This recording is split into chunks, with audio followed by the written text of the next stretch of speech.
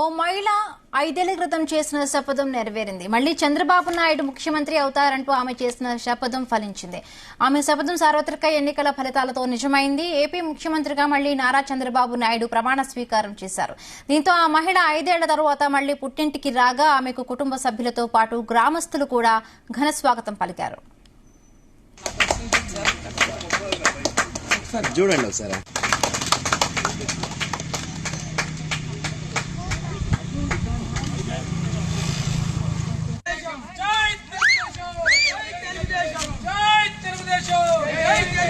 చంద్రబాబు నాయుడు గారి నాయకత్వం,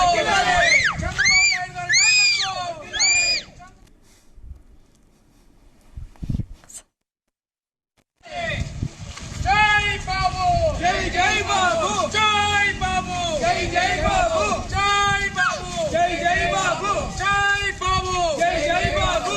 చంద్రబాబు నాయుడు గారి నాయకత్వం, ఎన్టీఆర్ ఎన్టీఆర్ ఎన్టీఆర్. ఖమ్మం జిల్లా కూసుమంచి మండలం కేశవాపురానికి చెందిన విజయలక్ష్మికి కృష్ణా జిల్లా జగ్గయ్యపేట మండలం గరికపాడుకు చెందిన పెద్దనాటి నరసింహారావుతో వివాహమైంది.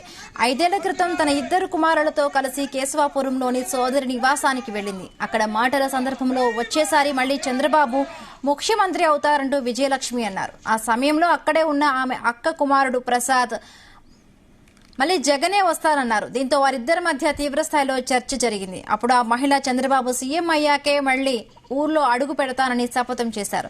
ఆ తర్వాత తిరిగి ఇంటికి వెళ్లిపోయిన ఆమె ఈ 5 ఏళ్లలో పుట్టింటిలో జరిగిన ఏ ఒక్క శుభ కీడు కార్యాలకు హాజరు కాలేదు. చూడండి ఒకసారి.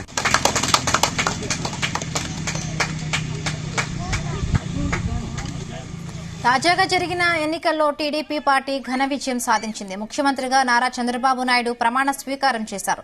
దీంతో విజయలక్ష్మి తన స్వగృహానికి వచ్చారు. తాను పట్టిన పంతం వేడిందని చంద్రబాబు సీఎం అయ్యారని చెప్పారు. ఆమెకు కుటుంబ సభ్యులు మాత్రమే కాకుండా ఆ గ్రామస్తులు కూడా ఆమెకు ఘన స్వాగతం పలికారు. అలాగే బస్టాండ్ వద్ద ఉన్న ఎన్టీఆర్ విగ్రహానికి పూలమాల వేసి నివాళులు అర్పించి ఆ తర్వాత పుట్టింటిలో అడుగుపెట్టారు. జై బాబు, జై జై బాబు. చంద్రబాబు నాయుడు గారి నాయకత్వం, ఎన్టీఆర్